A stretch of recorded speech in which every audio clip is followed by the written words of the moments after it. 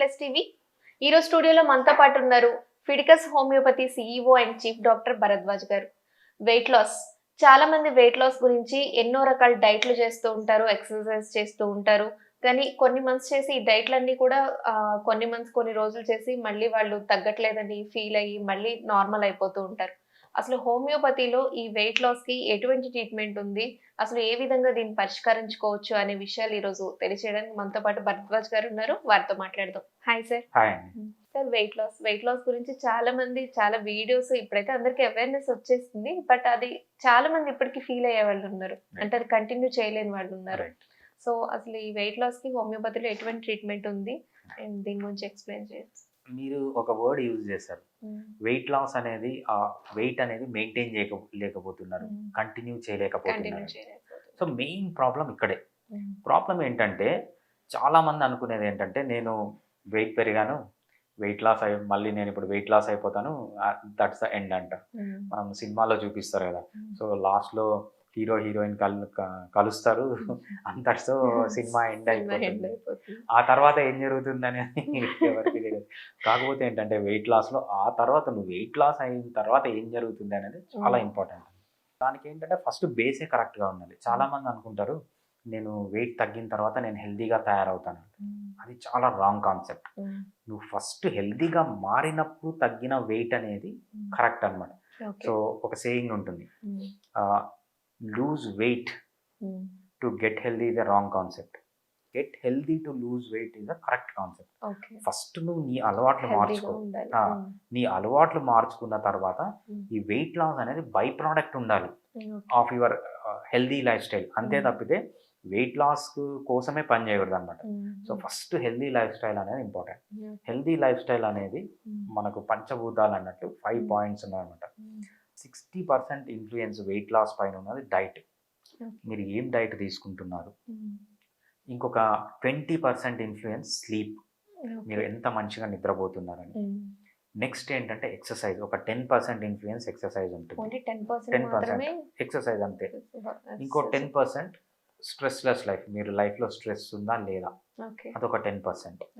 ఇంకొక 10% ఏంటంటే మీ అలవాట్లు, స్మోకింగ్ చేస్తున్నారా, ఆల్కహాల్ తాగుతున్నారా, సో అడిక్షన్స్ అన్నీ ఒక 10% అనమాట. దీంట్లో మేజర్ రోల్ ప్లే చేసేది డైట్. ఎటువంటి డైట్ తీసుకుంటున్నారు. సో మీరు వెయిట్ లాస్ కావాలంటే మీరు ఫస్ట్ చేయాల్సింది ఏంటంటే లో కార్బోహైడ్రేట్ డైట్ తీసుకోవాలి. మీ డైట్లో ఎంత కార్బోహైడ్రేట్ తక్కువ ఉంటే అంత ఈజీగా వెయిట్ లాస్ అవుతారు. కార్బోహైడ్రేట్లు దేంట్లో ఉంటాయి. సో 2 కేటగిరీస్ ఆఫ్ ఫుడ్స్ మెయిన్గా. ఫస్ట్ కేటగిరీ వచ్చి మనం సీరియల్స్ అండ్ మిల్లెట్స్ అంటాం. సీరియల్స్ అండ్ మిల్లెట్స్ అంటే ఏంటి, రైస్, వీట్, మేజ్ అంటే మొక్కజొన్న, జావరు, బాజ్రా, రాగి, జొన్నలు, సద్దలు, రాగులు. దీంతో పాటు మనకు మైనర్ మిల్లెట్స్ అని వచ్చాయి కదా, కొర్రలు, అండు కొర్రలు, సాములు, వరిగలు, different kodo millet, proso millet, ఇవన్నీ మనకు సీరియల్స్ కిందకి వస్తాయి. ఇవన్నీ కాదు, దీంతో ఏ ప్రోడక్ట్ తయారు చేసినా. చాలా మంది చెప్తుంటారు, సార్ నేను ఫాస్టింగ్లో ఉన్నా, రైస్ తినను అని. ఏం తిన్నారా అంటే ఇడ్లీ తిన్నా అంట. సో ఇడ్లీ చేసింది దాంతోనే, రైస్ చేసింది దీంతోనే. సో నీకు ఏం లాభం వస్తుంది నువ్వు రైస్ మానేసి ఇడ్లీ తింటే, టిఫిన్ తింటే? స్పిరిచువల్గా ఏదన్నా వస్తుంది తప్పితే హెల్త్ పరంగా నీకేం రాదు. సో ఈ పదార్థాలన్నీ అంటే సీరియల్స్ అనే పదార్థాలన్నీ, దాంతో తయారు చేసిన ఏ వస్తువు అన్నా కూడా ఎంత తగ్గిస్తే అంత వెయిట్ లాస్ అవుతారు. ఇది ఫస్ట్ కేటగిరీ. ఇంతకంటే డేంజరస్ కేటగిరీ ఏంటంటే షుగర్స్ అన్నమాట. సో మనకి ఈ సీరియల్స్లో అంతా కార్బోహైడ్రేట్ అనేది మనకు స్టార్చ్ ఫామ్లో ఉంటుంది. స్టార్చ్ కడుపులోకి వెళ్ళి డైజెస్ట్ అయిన తర్వాత గ్లూకోజ్గా మారుతుంది. అది సీరియల్స్ అండ్ మిల్లెట్స్ అన్నమాట. నెక్స్ట్ కేటగిరీ వచ్చి షుగర్స్. షుగర్స్ అంటే చక్కెర, బెల్లము, తేనె. సో చాలామంది అనుకుంటారు, నేను తెల్ల చక్కెర కంటే బ్రౌన్ షుగర్ వాడుతున్నాను, చాలా హెల్దీ అని. సో బ్రౌన్ షుగర్లో ఉండేది సుక్రోజే, తెల్ల చక్కెరలో ఉండేది సుక్రోజే. కానీ ఈ బ్రౌన్ షుగర్లో ఏంటంటే కొన్ని ఇంప్యూరిటీస్ ఉండడం వల్ల కొంచెం మినరల్ ఎక్కువ ఉంటుంది. అంటే రెండు ఒకటే, అన్నిట్లోనే షుగరే ఉంటుంది. షుగర్ అంటే గ్లూకోజ్, డైరెక్ట్గా గ్లూకోజ్ అని, గ్లూకోజ్ ఫ్రక్టోజే ఉంటుంది. రోజులో ఎంతవరకు లిమిట్ అంటారు? ఎంత తక్కువ. సో మీరు రోజు అసలు ఏం తినకపోతే అంతకంటే హెల్దీ ఇంకోటి లేదు.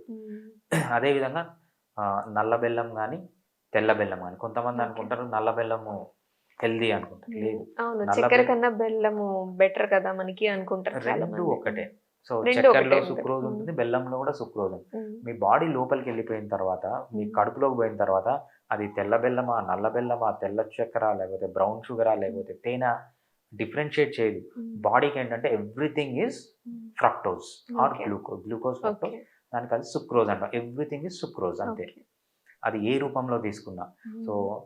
తెల్ల బెల్లము, నల్ల బెల్లం అన్నీ ఒకటే. ఉమ్. మళ్ళీ ఇంకొక అపోహ ఉంటుందన్నమాట. టెంకాయ బెల్లము, తాటి బెల్లము, ఈత బెల్లము, ఉమ్. ఖర్జూర బెల్లము ఇది మంచిది, ఉమ్. చెరుకుతో చేసిన బెల్లం. ఉమ్. బెల్లం ఏదన్నా ఒకటే, దాంట్లో ఉండే సుక్రోజ్, మీ బాడీకి సుక్రోజే తెలుసు.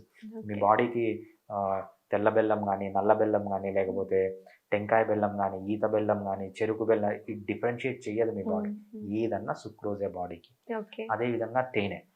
తేనె చాలా మంచిది, ఎందుకంటే నేచర్లో దొరుకుతుంది అంటారు. ఉమ్. తేనెలో కూడా ఉండే సుక్రోజే. ఉమ్. సో తేనె అయినా, బెల్లం అయినా, చక్కెర అయినా, ఏదైనా డిఫరెంట్ టైప్స్ ఆఫ్ ఒకటే. చక్కెర అయినా, ఉమ్. డిఫరెంట్ టైప్స్ ఆఫ్ బెల్లం అయినా, ఇవే కాదు దీంతో తయారు చేసిన ఏ వస్తువులైనా, సున్నుండలు చాలా హెల్దీ అంటారు. ఎందుకు, ఎలా హెల్దీ, దాంట్లో ఉండే షుగరే కదా. సో దీంతో తయారు చేసిన ఏ వస్తువులైనా అంతా ఒకటే. సో చాలా ఫస్ట్ మందికి టీ కాఫీలు అలవాటు ఉంటుంది. సో రైట్ సడన్ గా మానేయాలి, టీ కాఫీలు మానేయాలంటే వాళ్ళకి అవ్వదు. రైట్. సో మరి ఏ విధంగా షుగర్ ని వాళ్ళు అవాయిడ్ చేయొచ్చు? సడన్ గా మానేయడం ఏది మంచిది కాదు. ఏ చేంజ్ చేసినా ఫుడ్ ప్రకారం మీ బాడీలో ఉమ్. 15% ఆఫ్ ది చేంజ్ కంటే ఎక్కువ చేయదు. For okay. ఎగ్జాంపుల్, మీరు 2 స్పూన్లు చక్కెర వేసుకుంటున్నారు, 1.5 స్పూన్ వేసుకోండి, ఒక 1 మంత్ తాగండి, మీ ఓకే. బాడీ దానికి అడాప్ట్ అవుతుంది. గ్రాడ్యువల్ గా తగ్గించాలంటారు. నెక్స్ట్ మంత్ నెక్స్ట్ 1 మంత్ తర్వాత 1 స్పూన్ వేసుకోండి. Okay. With in 6 months time పెట్టుకోండి. 6 మంత్స్ టైంలో మీరు కార్బోహైడ్రేట్ జీరో చేయగలిగితే అంతకంటే హెల్దీ ఇంకోటి లేదు. సో ఏ పని సడన్ గా చేయకూడదు. కొంతమంది చెప్తుంటారు అన్నీ మానేసే రేపటి నుంచి అదేంటి టెంకాయ నూనె తాగు రేపటి నుంచి, అట్లా చేయకూడదు అనమాట. టైం పెట్టుకోండి, కొబ్బరి నూనె. స్లోగా కొబ్బరి నూనె తాగు. ఈ రోజు నుంచి నువ్వు మొత్తం అన్నం మానేసాయి, అది మానేసాయి, ఈ రోజు నుంచి నువ్వు ఓన్లీ చికెన్ ఏ తిను, మటన్ ఏ తిను, ఎగ్స్ ఏ తిను అంటుంది. That's not right. Vegetable soup, ఆ. కొంతమంది ఇలాంటి డైట్స్ ఉన్నాయి. ఒక Only సడన్ గా soup. చేయకూడదు ఏది, ఉమ్. ఏదన్నా కూడా 6 మంత్స్ టైం పెట్టుకోండి. అందుకే చెప్పింది.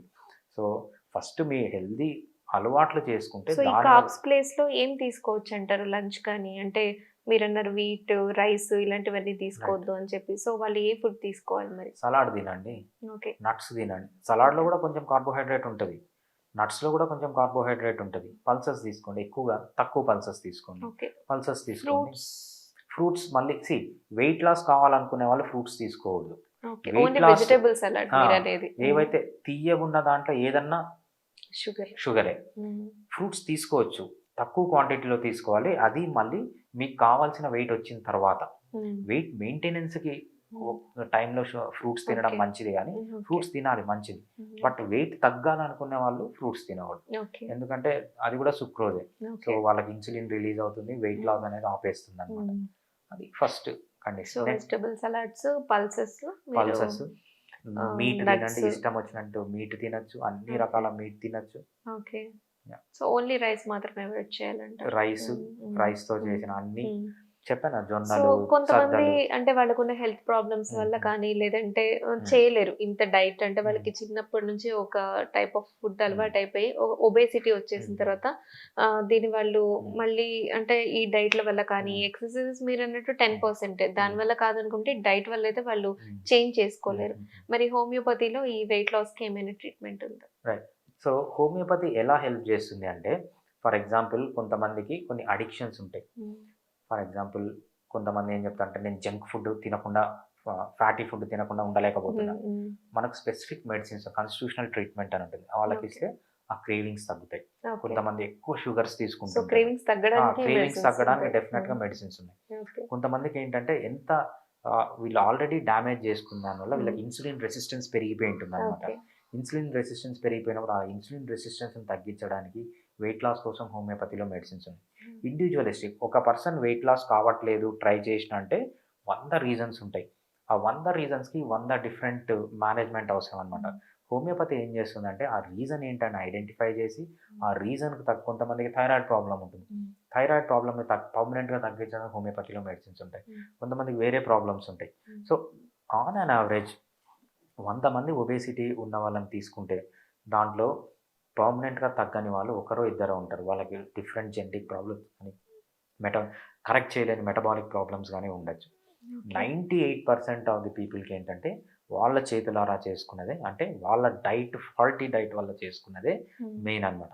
ఏదైతే 100లో 95 మంది ఉన్నారో ఈ 98 మందికి హోమియోపతి మెడిసిన్స్ యూజ్ చేసి కొంచెం లైఫ్ స్టైల్ మోడిఫికేషన్స్ చేసుకుంటే వెయిట్ లాస్ అనేది byproduct of healthy lifestyle. So లైఫ్ స్టైల్తో మెయింటైన్ చేయడంతో పాటు హోమియోపతి మెడిసిన్స్ వాడితే వాళ్ళకి ఏవైతే బ్లాక్స్ అనేవి ఉన్నాయో, సో డయాబెటీస్ అనేది ఒక బ్లాకు, అడిక్షన్ క్రేవింగ్స్ అనేది ఒక బ్లాక్, ఆ బ్లాక్స్ని మనము హోమియోపతిలో కంప్లీట్గా తీసేసి వాళ్ళని హెల్తీగా తయారు చేయొచ్చు వితౌట్ సైడ్ ఎఫెక్ట్. సో మనకు అలోపతి మెడిసిన్స్లో ఉన్నట్లు హోమియోపతి మెడిసిన్స్లో సైడ్ ఎఫెక్ట్స్ అనేవి పర్టికులర్ ఈ కాంటెక్స్లో సైడ్ ఎఫెక్ట్స్ అనేవి ఉండవు. Thank you so much for giving me this information sir. Thank you. Thanks అండి.